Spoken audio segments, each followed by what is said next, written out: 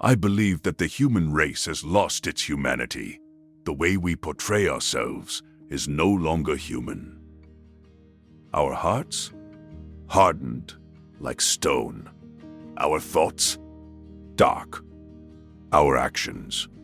Cruel, destructive, and senseless. This erosion from our true selves doesn't happen in a snap. It happens slowly, bit by bit, as we lose our humanity. Here at Reverted Human, you and I will embark on a journey to reclaim our lost humanity. To revert us to being human, to turn our hardened hearts into soft ones, dark thoughts into good ones, and evil actions into humane ones. Not just for you and me, but for our families, our communities, and the entire human race. In this second episode, we will talk about remembering. What do I mean by this? At some point in your life, you were not who you are today. Maybe you started from a place of vulnerability, or a place of uncertainty, or even a place of longing. Through the passage of time and through your own efforts and perhaps good fortune, you have progressed, climbed, gained, and grown. But in this process, sometimes you forget where you came from. You forget the struggles you once endured, the lessons you learned the hard way, and the moments you spent wishing someone would extend a helping hand. In our previous episode, we talked about how the awareness of our mortality can bring clarity to what truly matters. Similarly, the act of remembering our own struggles can bring clarity to how we should treat others. So, recall your past experiences, hardships, and humble beginnings, and let that memory guide how you should treat others now. Let us all remember. Dear employer, remember the time when you were just an employee, waiting on paychecks, hoping your efforts would be recognized, feeling the weight of instructions from superiors who might have seemed distant or uncaring. Think about those sleepless nights when you worried about job security, when you felt undervalued despite giving your best. Remember the anxiety of performance reviews, the frustration of seeing less qualified colleagues promoted ahead of you. Remember how you once yearned for a leader who would see your potential, nurture your growth, and acknowledge your contributions. How you wished for transparency about company decisions, for clear communication that wouldn't leave you guessing about your future. How you longed for a workplace that treated you as a human being, with dreams, struggles, and a life outside work. Not just as a disposable resource. Treat your employees the way you would have wanted to be treated, with dignity, fairness, and understanding, instead of leading through fear or rigid control. Lead with love and empathy. Provide mentorship to those who are just starting in their career paths. Create an environment where mistakes are seen as opportunities for growth, not reasons for punishment. When you remember your own days of being an employee, you can rekindle that sense of compassion. You know how a kind word or a genuine interest in someone's well-being can boost morale immeasurably. Why won't you remember? Dear rich person, remember a time when you, your parents, or your grandparents had very little. Perhaps there were days when you counted every penny, days when a simple luxury, like a favorite treat, felt like an impossible splurge. Maybe your parents worked multiple jobs to put food on the table. Remember the humility you felt back then, how you longed for just enough to live without constantly worrying about the future. Remember the shame of having utilities cut off, or the creative meal planning. Remember what it felt like to be one unexpected expense away from disaster. A car repair, a medical bill, a rent increase. Remember the people who showed you kindness during those times? The neighbor who invited you for dinner. Now that you have the means, remember your past. Go back to your roots and use your resources to uplift others who are in the same position you were. Provide charity, guidance, and uplift that community. Create opportunities for those who lack them. Advocate for economic justice. Remember that wealth should not be a fortress separating you from others, but rather it can be a bridge to bring hope to those who face the struggles you once knew all too well. Remember that your wealth isn't solely the product of your own merit. It came through a complex web of circumstances, opportunities, and yes, the labor and support of countless others. Honor that truth by using your prosperity to create a more equitable world. Why won't you remember? Dear leader, remember how you felt when you were not in that position of power. Remember the longing for fairness when you found yourself subject to another person's authority. Remember the times you wished leadership would listen to your voice, respect your perspectives, and be honest with you about decisions that affected your life. Remember how it felt to be dismissed, to have your concerns brushed aside as insignificant. Remember the frustration of seeing policies implemented without consultation from those who would be most affected. Remember how you analyzed the leaders above you, noticing how some inspired loyalty while others bred resentment. Remember how you promised yourself that if you ever gained power, you would do things differently. You would be the leader you wished you had. Approachable, principled, transparent. You would create systems that served the many, not just the few. Now that you hold this position of influence, let that memory serve as your moral compass, guiding you to communicate transparently and treat those under your leadership with integrity and kindness. Make your words and promises mean something. Avoid succumbing to corruption, deceit, or the temptation to manipulate people's trust. Remember that leadership is stewardship. You are entrusted with power, not for your own benefit, but for the well-being of those you serve. Remember that your decisions ripple outward, affecting lives in ways you may never fully witness. If you recall the days when you had none of the power you now hold, you will see more clearly the responsibility you have to be fair and ethical. True leadership is not about domination. It is about service and stewardship. Why won't you remember? Dear adult, remember your parents or guardians. At one point, you were small and vulnerable, relying on them for every need. Perhaps they toiled long hours, sacrificed personal dreams, or did without luxuries so you could have food, shelter, education, and opportunities they might have never had.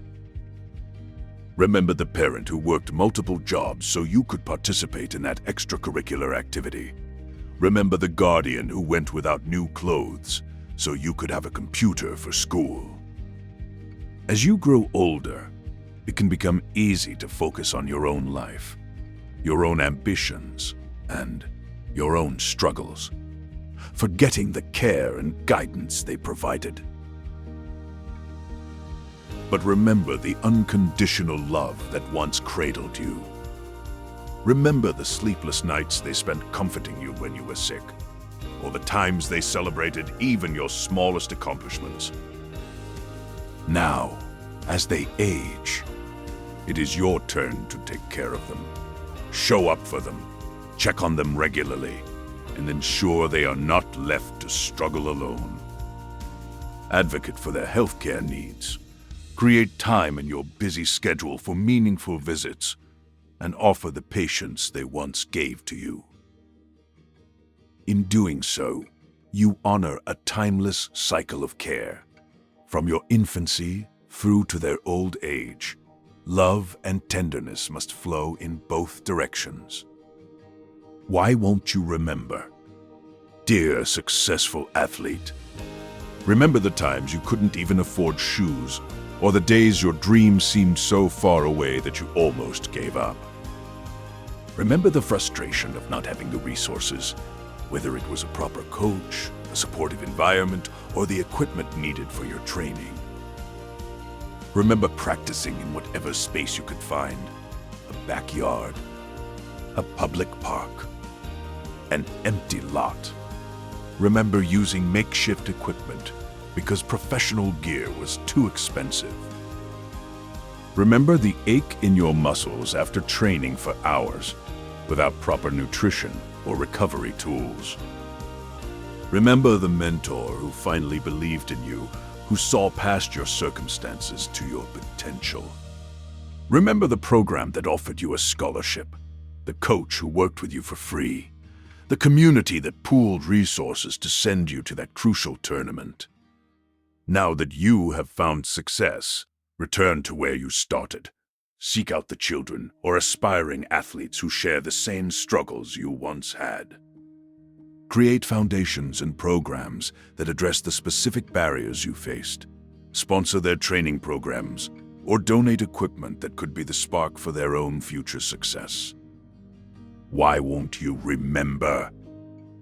Dear married person, remember your spouse who stood by you in times of hardship. When you faced challenges, financial difficulties, health problems, or emotional crises, remember when they believed in you when no one else did. Remember the night they stayed up with you as you wrestled with anxiety about your future.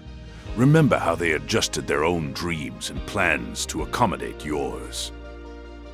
They might have encouraged you, comforted you, or contributed physically, financially, or even emotionally during a particularly dark time in your life.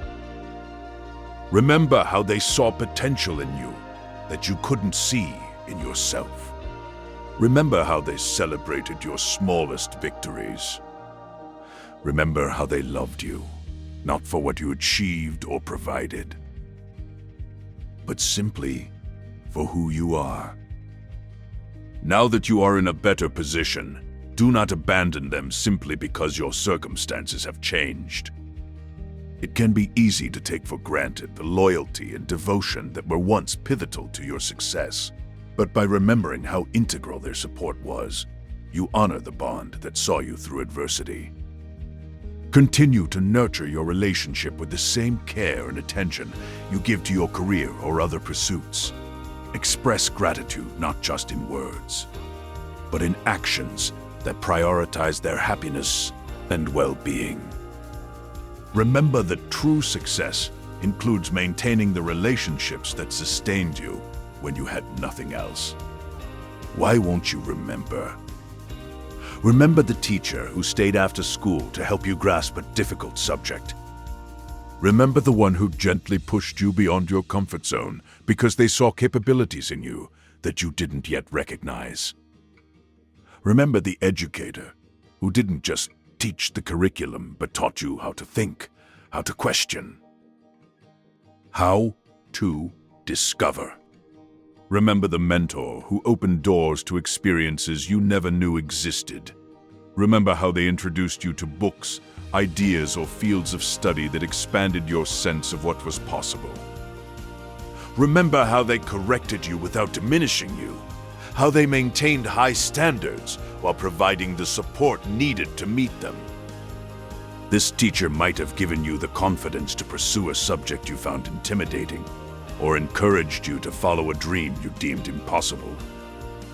They may have challenged you to step out of your comfort zone, to see the world from a different perspective, or to develop empathy and curiosity in equal measure. Their patience, their faith in you, and the example they set paved the way for your achievements and helped you realize how vast your world could be. Remember the sense of hope and excitement you felt when someone finally understood you and believed in your abilities. Now that you have grown, consider how you might become a teacher to someone else, perhaps to a young colleague at work, a child in your neighborhood, or even a friend who is uncertain about their path. Share your expertise with those who lack access to it. Pass on the same encouragement that once lit your own spark.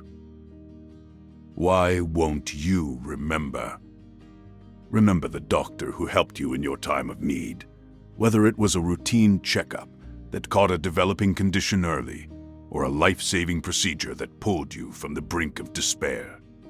Maybe it was an emergency room visit during which your anxiety was calmed by a compassionate voice, or a chronic condition you learned to manage thanks to the expertise and dedication of a physician. Remember the relief of having a competent advocate when you felt most vulnerable. Consider how you might pay forward this care by supporting healthcare access for underserved communities, by advocating for policies that treat healthcare as a right rather than a privilege, by showing empathy to those battling illness or disability. Why won't you remember? Dear humans, before you commit racism or any form of prejudice toward people, remember that there was likely a time in history where you or your ancestors were targets of the same. Perhaps your own family tree bears the scars of oppression, displacement, or dehumanization. These traumas can stretch back generations. By remembering the discrimination once faced by you or your community, you can transform that hurt into empathy. Instead of perpetuating the cycle of cruelty, you can choose to break it by embracing inclusivity, understanding, and compassion. Let your memory of injustice fuel your commitment to justice for all. Speak up when you witness discrimination. Educate yourself about the experiences of marginalized groups different from your own. Examine your own biases and work to overcome them. Use whatever privilege you have to create spaces where everyone is valued equally. Remember that humanity's greatest strength lies in our diversity of experience, of perspective, of culture. And that by honoring these differences rather than fearing them, we all become richer. Why won't you remember? Remember the friend who was always there for you. Perhaps this friend listened when you needed to vent about your day, or spent hours comforting you through heartbreak or stress. Maybe you both laughed together until tears fell from your eyes, or they supported you in small, unnoticed ways that kept your spirit afloat in a lonely world. Remember the friend who accepted you at your worst, who saw your flaws and loved you anyway. Remember how they forgave your mistakes, how they held you accountable without condemnation. In a world filled with fleeting connections, remember how powerful and formative true friendship can be. When you find yourself in a better place now, go back and check in on that friend who once stood as your pillar. Make time in your busy schedule to nurture these bonds that sustained you. Express gratitude for the ways they shaped your life. Be the kind of friend to others that this person was to you. Take a moment to remember and reach out. For real friendship transcends time and changes in circumstance. Remember that in our increasingly isolated world, genuine connection is perhaps the most precious resource we have. Why won't you remember? Let us recall not just the struggles and the hardships, but also the victories, the joys, the acts of kindness we received, and the love that shaped our lives. In doing so, we forge a powerful link between our past and our present, ensuring that we use our experiences, both painful and uplifting, to guide our actions toward others. The act of remembering is an invitation to grow, to be humble, to give thanks, and to act in ways that honor the humanity within us all. It asks us to see ourselves not as self-made individuals, but as beneficiaries of countless acts of care, both seen and unseen. It reminds us that whatever we have achieved or acquired has come, in part, through the support and sacrifice of others. There are three kinds of people in this world. The first kind climbs to the top, and once they're there, they pull the ladder up behind them. No one who follows gets to take the same path. They have to carve their own way through. These people often tell themselves, "I did it the hard way, so should they." But what they've forgotten is all the hands that helped them along the way. The second kind makes it to the top and leaves the ladder standing. They don't make it harder for anyone, but they don't look back either. They're better than the first, but they're not who we're trying to be. The third kind, that's who we're aspiring to be. They make it to the top, and then they turn around. They reach back and offer a hand to whoever is climbing behind them. Not to everyone, because that's not always possible, but to as many as they can. And not because they want the recognition. If gratitude comes, that's a bonus. They do it because someone once reached back for them. And because they hope that when those they've helped finally make it to the top, they too will turn around and do the same. So, fellow humans, let us commit to living a life of remembrance. Let us use our memories, not as reasons to remain stuck in the past, but as wisdom to create a more compassionate future. Because this is how we become better humans. Until next time, stay curious, stay kind, and most importantly, stay human.